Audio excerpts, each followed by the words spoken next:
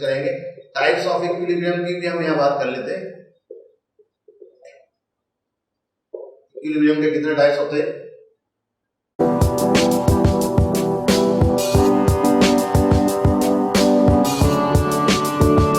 ठीक है ना। अकॉर्डिंग टू मैकेनिक्स में हम जानते हैं कि इक्विलिब्रियम क्या होता है, तो आपने पढ़ लिया, नेट फोर्स जीरो हो जाए तो उसे हम इक्विलिब्रियम कहते हैं। और इक्विलिब्रियम में भी ऑफ 3 टाइप्स। इक्विलिब्रियम जो होता है किसी भी पार्टिकल का या किसी भी बॉडी का या किसी भी सिस्टम का, वो 3 टाइप्स का होता है। स्टेबल इक्विलिब्रियम, अनस्टेबल इक्विलिब्रियम और न्यूट्रल इक्विलिब्रियम।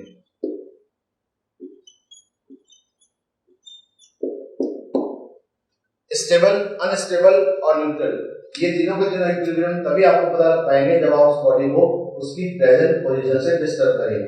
डिस्टर्ब करने के बाद आपको पता लगेगा कि ये बॉडी स्टेबल थी या ये बॉडी अनस्टेबल या ये बॉडी न्यूट्रल है।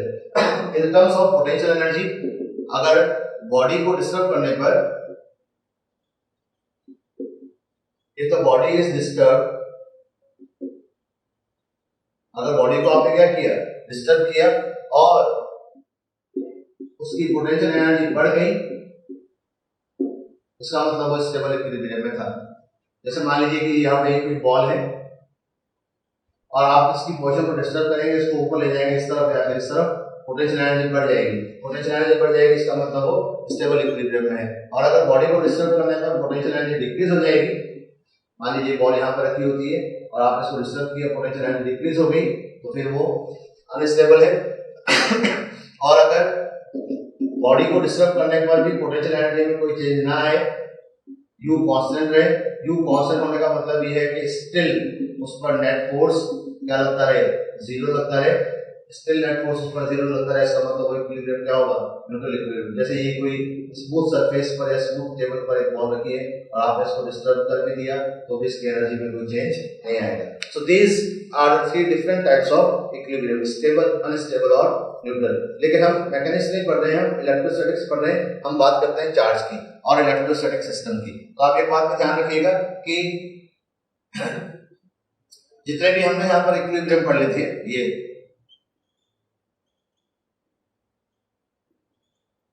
और जैसा कि मैंने आपको बताया कि हम सिर्फ इलेक्ट्रोस्टैटिक फोर्स ही यहाँ पर कंसीडर कर रहे थे, इलेक्ट्रोस्टैटिक फोर्स कंसीडर कर रहे थे। तो पॉइंट चार्जेस के केस में, इन द पॉइंट चार्जेस, ध्यान में रखिएगा, in the point charges no charge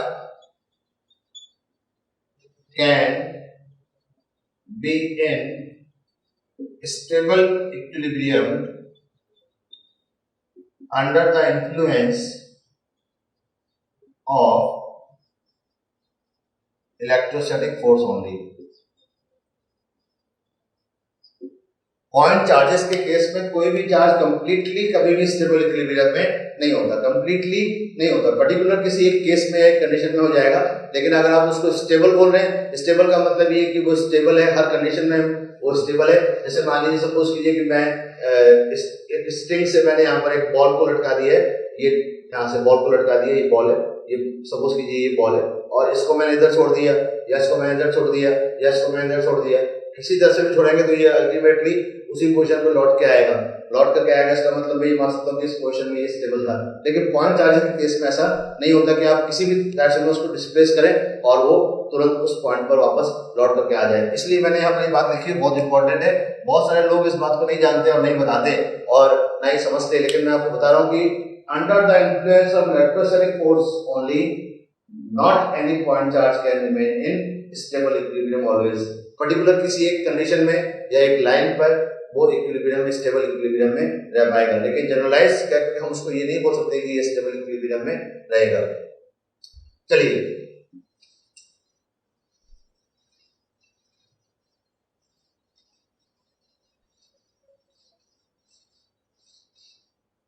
अब इसका स्क्रीनशॉट ले लीजिए यहां तक का। अब आगे देखते हैं हम यहाँ पर।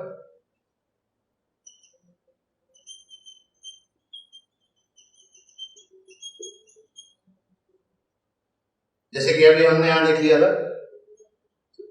कि 2 चार्जेस थे यहाँ पर, प्लस Q1 और प्लस Q2, और यहाँ पर रखा था हमने, मान लीजिए प्लस Q, ठीक है ना। अब ये बात तो पुरानी होगी, कौन सा चार्ज इक्विलिब्रियम में, तो आपको पता है कि +2 चार्ज इक्विलिब्रियम में कहां पर है, क्योंकि जीरो पॉजिटिव है तो इसी के बीच में छोटे वाले चार्ज के पास में होगा। किस पोजीशन में होगा, √q1 bye √q1 plus √q2 into r। चलिए वो चीज तो खत्म हो गई। अब हमने ये बोला कि अगर ये इस लाइन पर आपने बोला कि इक्विलिब्रियम में है, इक्विलिब्रियम में है, तो बताओ ये किस टाइप के इक्विलिब्रियम में है, कौन से टाइप के इक्विलिब्रियम में है। तो अगर हमने ये बोला कि इस पॉइंट पर, इस पर नेट फोर्स कितना आ रहा है, 0, नेट फोर्स 0 आ रहा है, इसका मतलब इस पॉइंट पर जितना फोर्स A लगाएगा उतना फोर्स B भी लगाएगा। अगर आप इस चार्ज को इधर डिस्प्लेस कर दोगे, इधर ले जाओगे इस चार्ज को उठा के, तो B से डिस्टेंस कम होने की वजह से B का रिपल्शन बढ़ जाएगा। तो दिस फोर्स विल इंक्रीज। कौन सा फोर्स इंक्रीज हुआ, डिस्प्लेसमेंट के अपोजिट डायरेक्शन वाला फोर्स इंक्रीज हो गया। डिस्प्लेसमेंट के अपोजिट डायरेक्शन वाला फोर्स इंक्रीज हो गया, इसका मतलब ये जो फोर्स इंक्रीज हुआ है ये इस पार्टिकल को वापस उस पोजीशन पे लेके जाएगा, उस पोजीशन पे लेके जाएगा जैसे कि यहाँ हो रहा था कि ये फोर्स रेस्टोरिंग फोर्स पार्टिकल को वापस लेकर के जाएगा, ठीक है ना। रेस्टोरिंग फोर्स मैं इसलिए बोल रहा हूँ क्योंकि ये फोर्स ऐसा है जो डिस्प्लेसमेंट के अपोजिट डायरेक्शन में आ रहा है और इसको अपोजिट डायरेक्शन की वजह से वो वापस उस पॉइंट की तरफ लेके जा रहा है, ठीक है। अगर आपने इसको डिस्प्लेस इस तरफ कर दिया तो A का रिपल्शन बढ़ जाएगा। इसका मतलब हमें ये बात समझ में आ गई कि on line AB, on line AB यानी सिर्फ और सिर्फ इस लाइन AB पर ही कैपिटल Q जो लिखा है यहां पर हमने plus Q is in stable equilibrium.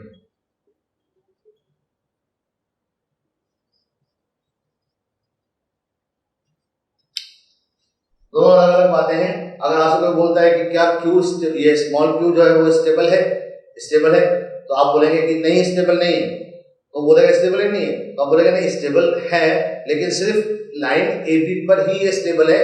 इसका मतलब अगर आप इसको स्टेबल बोलना चाहते हो तो जनरलाइज करके स्टेबल मत बोलो, you must say that small q is in equilibrium along line AB only। सिर्फ AB के along ही ये स्टेबल इक्विलिब्रियम में है। अगर AB के along की बात हम ना करें तो ये स्टेबल इक्विलिब्रियम में नहीं होगा। इसीलिए मैंने आपसे बोला कि कोई भी चार्ज इलेक्ट्रोस्टैटिक फोर्स के अंदर जनरलाइज कभी भी स्टेबल इक्विलिब्रियम में नहीं होगा। स्टेबल इक्विलिब्रियम का एक केस हमने देख लिया कि अगर आपने पार्टिकल को डिस्प्लेस किया और पार्टिकल अपनी पुरानी पोजीशन पर वापस लौट आए, यानी कि उस पर एक ऐसा फोर्स लगे जो उस पार्टिकल को डिस्प्लेसमेंट की अपोजिट डायरेक्शन में वापस मेन पोजीशन की तरफ लेके जाए, तो वो पार्टिकल किस में हो जाएगा, स्टेबल इक्विलिब्रियम में। स्पेशल केसेस पढ़ते हैं हम यहाँ पर ताकि इसको कंक्लूड करें।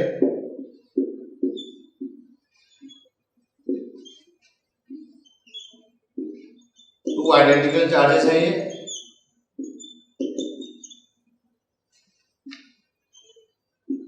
और इनके बीच में जो यहाँ पर चार्ज रखा है वो भी इनकी तरह ही था, और इधर हमने जो बीच में रखा है वो चार्ज अपोजिट हो गया। अब आपको ये समझ में आएगा कि तीनों सिमिलर नेचर के हैं। इसका मतलब कौन सा चार्ज इक्विलिब्रियम में है, तो आप बोलोगे Q is in equilibrium, Q is in equilibrium,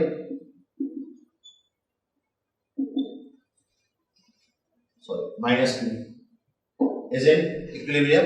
ये दोनों चार्जेस पॉजिटिव है, बीच वाले चार्ज को मैंने अपोजिट किया है, ठीक है ना। कहां पर इक्विलिब्रियम में, मिड पॉइंट पर, क्योंकि दोनों का मैग्नीट्यूड बराबर है। अब ये लाइन अलोंग AB है, तीनों पॉजिटिव है, तो आप बोलोगे Q is in stable equilibrium along AB। और अलोंग AB जब ये स्टेबल है तो परपेंडिकुलर टू AB देख लें आप, परपेंडिकुलर टू AB देखोगे आप तो इस पर नेट फोर्स इस तरफ लगेगा जो डिस्प्लेसमेंट की डायरेक्शन में आएगा। इसका मतलब Q is in unstable equilibrium perpendicular to AB, तो यहां पर इसका डिकम्पोजिट हो जाएगा, minus Q is in stable equilibrium perpendicular to AB। Perpendicular to AB अगर आपने इसको डिस्प्लेस किया ऊपर की तरफ तो दो अट्रैक्शन इसको वापस लेके आएंगे, and minus Q is in unstable along AB। तो मेरे हिसाब से आपने अगर एक केस याद कर लिया तो दूसरा केस आपको याद हो ही जाएगा। अब रहती ये बात कि पार्टिकल का मोशन कब होगा, कैसा होगा, तो पार्टिकल का मोशन किस तरह से डिपेंड करेगा वो हम यहाँ पे देखेंगे कि वो स्टेबल इक्विलिब्रियम में है या फिर अनस्टेबल इक्विलिब्रियम में है। जैसे अगर मैंने यहाँ पे बात की इसकी, इस चार्ज की, कि इस पॉजिटिव क्यू को आपने उठा करके यहाँ डिस्प्लेस किया, फोर्स भी ये लग रहा है, तो ये पार्टिकल ऐसे लीनियर मोशन करता हुआ आगे निकल जाएगा। इसका मतलब इस वाले केस में जहां पर वो ए बी के परपेंडिकुलर है, तो हमने बोला इसका मोशन कैसा हो जाएगा, लीनियर। लेकिन जब पार्टिकल स्टेबल इक्विलिब्रियम में होता है तो एक फोर्स उसको वापस मीन पोजीशन की तरफ धकेलेगा, और वो फोर्स जो उसको मीन पोजीशन की तरफ लेके जाएगा वापस will behave like a restoring force, and we all know that under the influence of restoring force particle oscillate. Particle क्या करेगा, ऑसिलेट। इसका मतलब पार्टिकल कौन सी पोजीशन पे ऑसिलेट करेगा, पार्टिकल उसी पोजीशन पे ऑसिलेट करेगा जिस पोजीशन पर वो स्टेबल इक्विलिब्रियम में है। अब स्टेबल इक्विलिब्रियम में हमने यहाँ पे देखा ये जो Q था यहाँ पर वो AB के अलॉन्ग स्टेबल था, तो हम यहाँ पर बोल सकते हैं कि this charge plus Q oscillate along AB,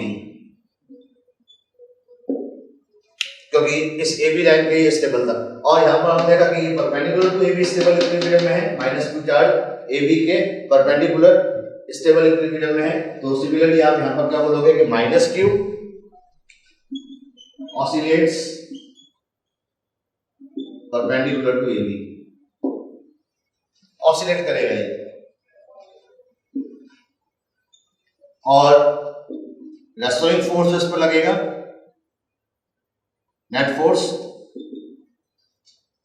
क्योंकि हम मेरे को तो पढ़ाते हुए इतना टाइम हो गया है और लॉन्ग ईयर में तो हम इसको डिराइव भी करते हैं, लेकिन अब हमारे पास टाइम इतना है नहीं कि हम इसको डिराइव करेंगे। यहाँ पर मान लीजिए कि आपने इसको इस वाले पार्टिकल को ए बी लाइन के अलॉन्ग डिस्प्लेसमेंट दिया था x या y, तो इस पर जो फोर्स लगेगा वो होगा 4kqqx, 4kqqx, और नीचे हो जाएगा r square minus x square की पावर 2।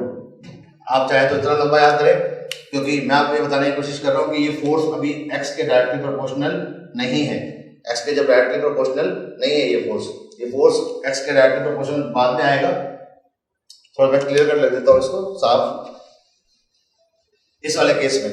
और दो ही बातें आपको ये है ये, और आप कैलकुलेट करना चाहते हैं तो कैलकुलेट भी कर सकते हैं। यहाँ डिस्टेंस r है, ये डिस्टेंस r है, आपने इसको डिस्प्लेस किया तो एक डिस्टेंस रह जाएगा r माइनस एक्स, और यहां से इसका डिस्टेंस हो जाएगा r plus x. Two force लगेंगे k cube cube r minus x square minus k cube cube r plus x square, और नेट फोर्स जो आएगा वो इन दोनों फोर्स का क्या आएगा, डिफरेंस आ जाएगा। सिमिलरली मैं यहाँ पे देखता हूँ कि ये -q जो है वो AB के परपेंडिकुलर ऑसिलेट कर रहा था, तो इस पर जो नेट फोर्स आएगा डिस्प्लेस करने के बाद, आपने इस पार्टिकल को यहाँ से लेके यहाँ तक डिस्प्लेस कर दिया, सपोज कीजिए x कर दिया है, तो इस पर जो फोर्स आएगा डिस्प्लेस करने के बाद में ये फोर्स,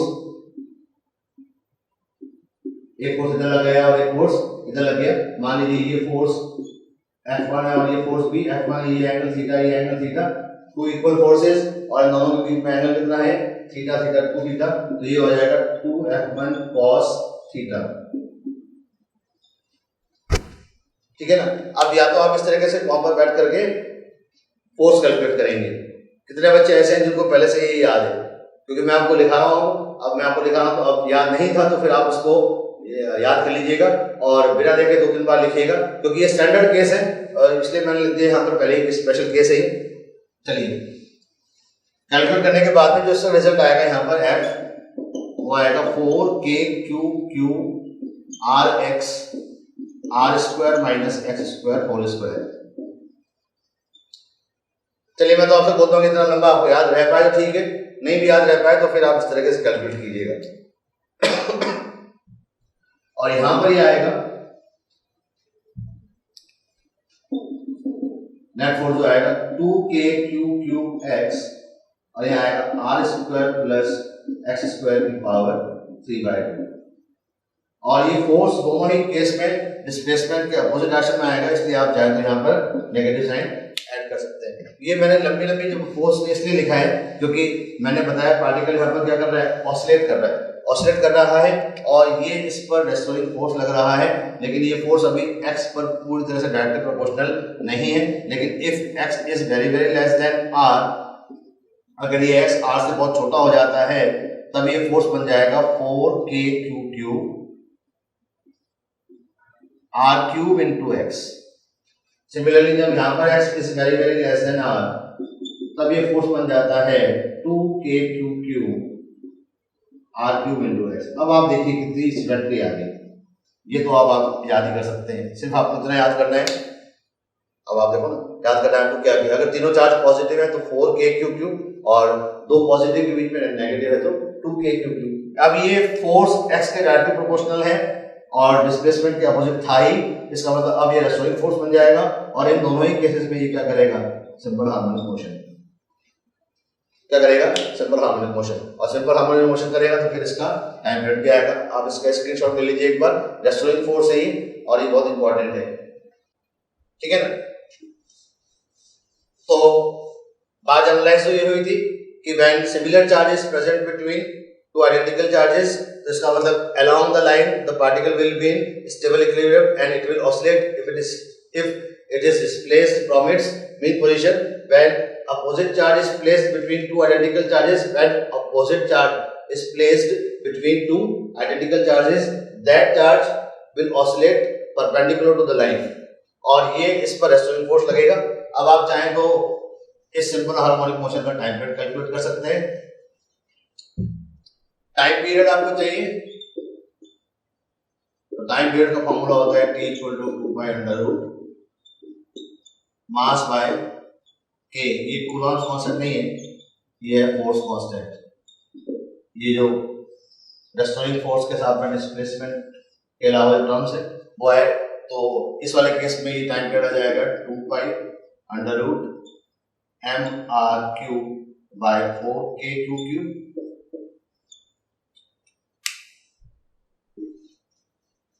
और इस वाले केस में क्या आ जाएगा, जब बीच में हमने नेगेटिव चार्ज रखा है तो अब आप समझिए कि हम यहाँ पर आ जाएगा T = 2π√mr³/2k³।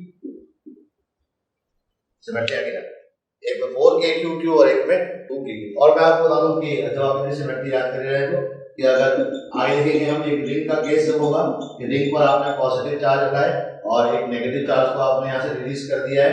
नेगेटिव चार्ज जब रिलीज होगा इसके दोनों तरफ ऑसिलेट करने लगेगा और अगर ये x इसकी रेडियस से बहुत ही छोटा आएगा तो ये पार्टिकल भी ऐसे चल करेगा और इसका टाइम पीरियड आएगा 2π√mr³/k³।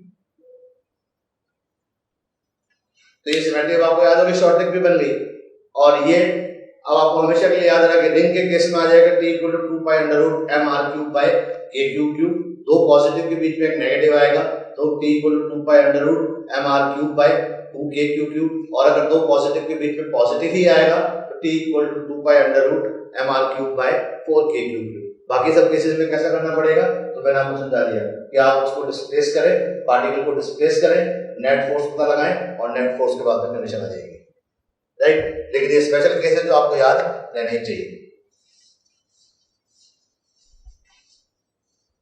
तो हमने इतना कुछ पढ़ लिया यहाँ पर इक्विलिब्रियम से रिलेटेड, ऑसिलेशन भी हम पढ़ चुके हैं। यहाँ पर बहुत सारे क्वेश्चंस इसमें आप कवर हो जाएंगे और न्यूमेरिकल प्लस थ्योरेटिकल कांसेप्ट्स मैंने आपको सब बता दिए, कब पार्टिकल कौन सा किस टाइप के इक्विलिब्रियम में रहता है। अब सेकंड एप्लीकेशन जो पढ़ रहे हैं यहाँ पर,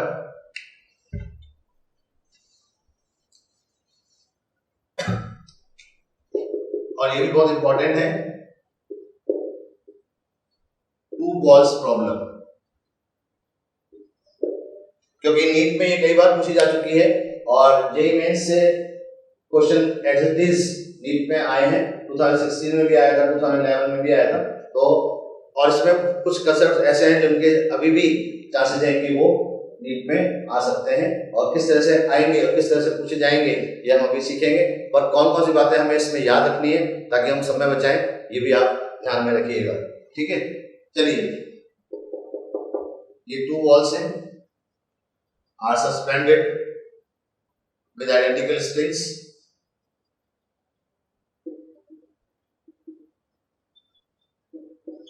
अब मैंने इनको क्या दे दिया, चार्ज दे दिया सिमिलर नेचर का, ठीक है ना।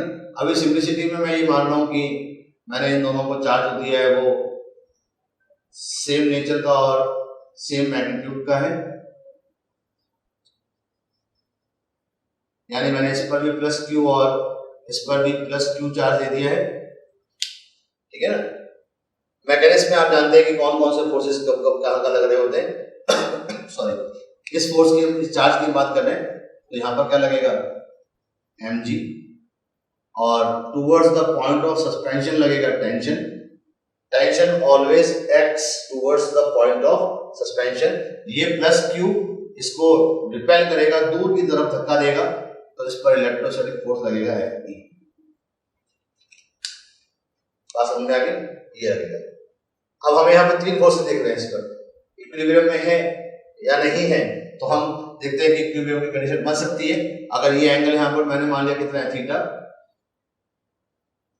थीटा, तो ये कंपोनेंट ऊपर आ जाएगा t cos थीटा और ये कंपोनेंट यहाँ पे आ जाएगा t sin थीटा, तो आपको इक्विलिब्रियम की कंडीशन मिल गई। क्या इक्विलिब्रियम में t sin थीटा बैलेंस करना चाहिए इलेक्ट्रोस्टैटिक फोर्स को और t cos थीटा बैलेंस करना चाहिए mg को। अब टू बॉल प्रॉब्लम सामने जब आएगी तो आप, अगर आपने क्वेश्चन की स्टार्टिंग यहाँ से की वहां बैठ करके, तो डेफिनेटली बहुत टाइम लगने वाला है। लेकिन अगर आपने इस लेक्चर को देखा है और जो बातें मैंने आपको बताई और जो बातें आपको बताऊंगा वो बातें अगर आपने याद रखी तो आप देखेंगे कि ये क्वेश्चन बहुत जल्दी सॉल्व हो जाएगा। तो सबसे पहले अगर हमें टेंशन पता लगानी है, टेंशन, तो आपने दोनों इक्वेशन को स्क्वायर करके ऐड कर दें, टेंशन आएगी under root Fe square plus mg square. दूसरी चीज पूछी जाती है एंगल थीटा, यानी कि स्ट्रिंग और वर्टिकल के बीच में कितना एंगल है, तो वो tan थीटा बराबर आ जाएगा Fe ओवर mg। ध्यान रखिएगा, अगर आपसे पूछा जाता है कि एंगल बिटवीन बॉल्स, बॉल्स के बीच में कितना एंगल है, तो वो यहाँ पर है कितना 2 थीटा, थीटा ये, थीटा ये, बॉल्स के बीच में कितना एंगल हो गया यहाँ पे सब मिला करके 2 थीटा, और 2 थीटा की जगह आप यहाँ पे थीटा की वैल्यू कैलकुलेट कर सकते हैं अपने की ऊपर, तो ये हो जाएगा 2 और थीटा की जगह tan inverse Fe by mg। ये तीन बातें आपने याद कर ली हैं। अब इससे रिलेटेड क्वेश्चंस मैं आपको आता हूं अभी आगे, और भी पढ़ेंगे हम अभी, आप इसका स्क्रीनशॉट ले लीजिए एक बार। Fe square plus mg square Fe over mg, और यहाँ पर ये अब क्वेश्चन ऐसे कई बार आ चुके हैं और अगर आप रिवीजन कर रहे हैं तो ऐसी प्रॉब्लम्स आपने देखी भी होंगी। मान लीजिए case 1, if whole system is brought to universe, इसको हम कहां पे ले जाएं, यूनिवर्स पे ले जाएं जहां पर हमने ग्रेविटी को 0 मान लिया, तो बताओ टेंशन कितनी हो जाएगी। सिंपल सी बात है, जब टेंशन, अब लोग वहां पे बैठ के कैलकुलेट करेंगे, लेकिन स्मार्ट विद्यार्थी समझ में आ गया उसको कि जी 0 है तो टेंशन बराबर आ जाएगा किसके, Fe की, यानी इलेक्ट्रोस्टैटिक फोर्स ही टेंशन के बराबर आएगा, ठीक है ना। एंगल बिटवीन द बॉल्स कितना हो जाएगा, angle between the balls, balls के बीच में एंगल, तो वो लिखा था मैंने यहाँ पर 2 tan इनवर्स, और g की जगह आप 0 रखोगे तो tan inverse infinite, tan inverse infinite कितना होता है 90 डिग्री, 2 into 90 180 डिग्री, इसका मतलब बॉल्स के बीच में जो एंगल आएगा वो 180 डिग्री का आ जाएगा। तो 2 लाइन में क्वेश्चन सॉल्व हो गया, बॉल्स के बीच में एंगल 180 डिग्री आ जाएगा, ये स्ट्रिंग लेंथ की, ये लेंथ की, और इन दोनों के बीच में जो इलेक्ट्रोस्टैटिक फोर्स लग रहा होगा वही टेंशन को बैलेंस करेगा। अब सबसे इंपॉर्टेंट जो बात इसमें पूछी जाती है एंगल बिटवीन द बॉल्स रखने के बाद में, वो है डिस्टेंस बिटवीन द बॉल्स। मैं आपको इसका फॉर्मूला भी ऐसा याद करा दूंगा कि आपको बिल्कुल भी वहां पर घबराने की जरूरत नहीं पड़ेगी।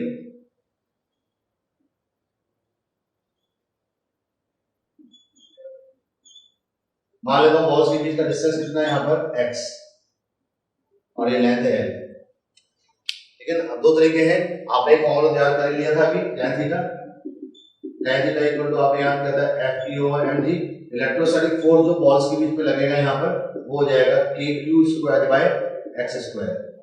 तो एक इक्वेशन से tan थीटा यहाँ आ जाएगा और आप एक tan थीटा यहाँ पे भी कैलकुलेट कर सकते हैं और ये tan थीटा आ जाएगा परपेंडिकुलर, ये परपेंडिकुलर यहाँ से लेके यहाँ तक ये परपेंडिकुलर x बाय 2 और बेस, ये base by perpendicular by base. आप इन दोनों को क्या करें, इक्वेट कर दें, क्योंकि ये भी tan थीटा और ये भी tan थीटा है। आप इन दोनों को इक्वेट करेंगे तो आपको रिलेशन मिल जाएगा। यहाँ पर आप देखिए x बाय 2y और इधर मिल जाएगा के Q square by x square mg। आप चाहे तो यहाँ पर x को लेके आ सकते हैं, तो ये x क्यू आ जाएगा और इधर हो जाएगा 2k q square by mg।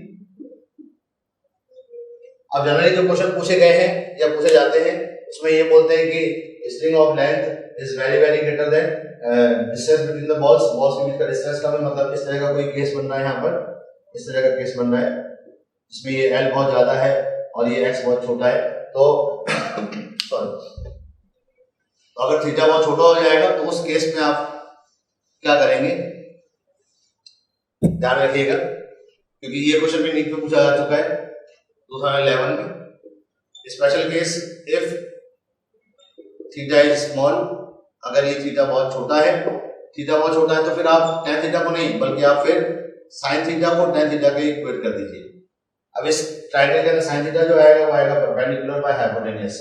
Perpendicular इसका कितना है यहाँ पर x बाय 2, ये परपेंडिकुलर है। देखिए आप, ये एंगल थीटा है, यहाँ से यहाँ तक का डिस्टेंस मैंने x लिया है तो ये डिस्टेंस कितना हो जाएगा x बाय 2 और ये L, ये एंगल थीटा। तो ये बेस, ये परपेंडिकुलर और ये हाइपोटेन्यूज, तो perpendicular by hypotenuse x by 2L और tan थीटा की जगह आप वहां से उठा के वैल्यू रखेंगे के Q square by x square mg। और ये मैं आपको याद करवा रहा हूँ कि ये जो इससे जो x की वैल्यू आएगी वो आएगी 2k q square L by mg की पावर 1/3। देखो बेटा, जिसने ये याद कर लिया तो इतने सारे स्टेप्स उसके बच जाएंगे। अब इतने सारे स्टेप जिसके बचेंगे तो कुछ तो ऐसे लोग होंगे ना जो याद करके जाएंगे, और याद करके जो जाएंगे उनका टाइम वहां पे सेव हो गई। आप कहेंगे सर मुझसे याद नहीं हो पाएगा, तो फिर आपका टाइम भी सेव नहीं हो पाएगा। जितनी बातें आप अपने माइंड में स्टोर करके चलोगे, मैं बार बार बोलता हूँ कि जब हम नीट की प्रिपरेशन कर रहे हैं तो इन बातों का हमें ध्यान रखना पड़ेगा कि बहुत सारी चीजें ऐसी हैं जिन्हें हम अपने माइंड में वहां पर लेकर के जाएंगे। वहां बैठ करके अगर हमने सोचा कि ये मैं वहीं बैठकर सॉल्व कर लूंगा तो आप यकीन मानिए कि आपका पल पल वहां पर टाइम वेस्ट होगा। और जैसे मैंने पीछे लिखा है, मैं बच्चों को याद भी कराता हूँ, x इक्वल टू क्या हो जाएगा, 3 बार बोलेंगे मेरे साथ में, 2 बार बोलेंगे आपको याद हो जाएगा, 2k q square L by mg की power 1/3, 2k q square L by mg की पावर 1/3। और यहाँ पर आप देख सकते हैं कि x is directly proportional to q की पावर 2/3। 2016 नीट में इसका क्वेश्चन आया था, x is directly proportional to q की power 2/3। What is x? x is the distance between the balls. Balls पर जो डिस्टेंस है या बॉल्स के बीच का जो डिस्टेंस है वो किस पर डिपेंड कर रहा है? चार्ज पर। चार्ज बढ़ेगा तो बॉल्स के बीच का डिस्टेंस बढ़ेगा। जैसे जैसे आप चार्ज बढ़ाते जाओगे बॉल्स दूर हटती जाएंगी, चार्ज घटेगा बॉल्स पास आती जाएंगी, ठीक है ना। और दूसरी बात है कि जैसे जैसे आप चार्ज बढ़ाओगे रिपल्शन की वजह से बॉल दूर जाएंगी, बॉल दूर जाएंगी तो फिर डिस्टेंस भी बढ़ेगा और एंगल भी बढ़ेगा। और आपको पता है 2016 में डिस्टेंस से एक स्टेप ऊपर वेलोसिटी पूछ ली गई थी। मान लीजिए चार्ज लीक होने लगा और बॉल्स पास में आने लगी,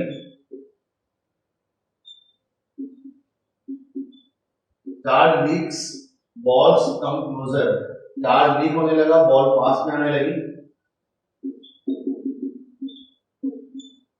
तो इनके बीच में जो वेलोसिटी होगी, किसी भी बॉल की वेलोसिटी होगी वो बराबर होगी किसके? dx बाय dt के। और हम यहाँ देख रहे हैं क्योंकि x is directly proportional to q की पावर 2/3, तो velocity will be directly proportional to q की पावर 2/3 है ना, तो यहाँ पर 2/3 माइनस 1 q की power minus 1/3 dq by dt।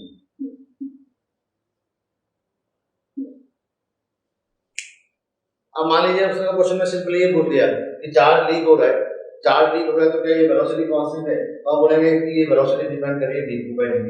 And what is dq by dt? dq by dt is the rate of leakage.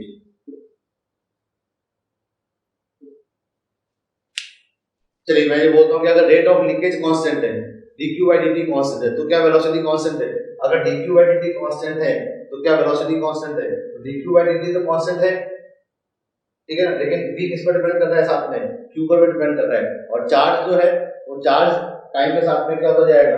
कम होता जाएगा। चार्ज टाइम के साथ में कम होता जाएगा तो वेलोसिटी फिर भी कांस्टेंट नहीं रहेगी, वेलोसिटी डिपेंड करेगी। ये वेरिएबल वेलोसिटी है, इसलिए क्योंकि x डिपेंड कर रहा है q की पावर 2/3 पर, तो वेलोसिटी डिपेंड कर रही है यहाँ पर। लेकिन अगर मान लीजिए क्वेश्चन में लिखा आता है कि dq by dt कांस्टेंट, जो dq 2016 में आया था कि dq by dt कांस्टेंट, तो हम ये बोल सकते हैं कि v is directly proportional to q की पावर -1/3। q की पावर 1/3 करोगे तो x की पावर 1/2 यहाँ आ जाएगा, तो velocity is directly proportional to x की पावर -1/2। नीट 2016 में ये आया था। अब velocity is directly proportional to x की पावर -1/2 के लिए पूरा का पूरा बोर्ड आपको कवर करना पड़ेगा। लेकिन स्मार्ट स्टूडेंट, स्मार्ट विद्यार्थी क्या करके जाता है वो देखिए, उसको ये याद है कि बात तो डिस्टेंस की हो रही है तो ये फॉर्मूला सबने याद करवाया था 2kq² L/mg की पावर 1/3। और स्मार्ट है तो उसको ये पता है कि x is directly proportional to q की पावर 2/3। क्वेश्चन की शुरुआत उसने यहाँ से करी है, वेलोसिटी क्या होती है dx by dt, उसको नॉलेज में है। इसका डिफरेंशिएशन करेगा वो, तो velocity is directly proportional to, differentiation करने पर यहाँ पर q की पावर क्या आएगा? -1/3। और क्वेश्चन में ये कांस्टेंट दे रखा था, q की जगह रखना है उसको, यहाँ पर q की जगह रखना है तो q की जगह क्या रखेगा यहाँ पर? वेलोसिटी। ये देखिए आप, ये उसका सॉल्यूशन होगा। Velocity is directly proportional to q की जगह क्या रखूं मैं? x की पावर 3/2, लेकिन बाहर -1/3 भी है, तो velocity is directly proportional to x की पावर -1/2। 1 2 और 3 लाइन में 15-20 सेकंड और उससे भी कम टाइम सिर्फ याद करना था उसको, x = 2kq² L/mg की पावर 1/3। ओके, टू बॉल्स से रिलेटेड आप ये प्रॉब्लम्स भी पढ़ करके जाइएगा। चलिए इसका स्क्रीनशॉट भी ले लीजिए। सॉरी,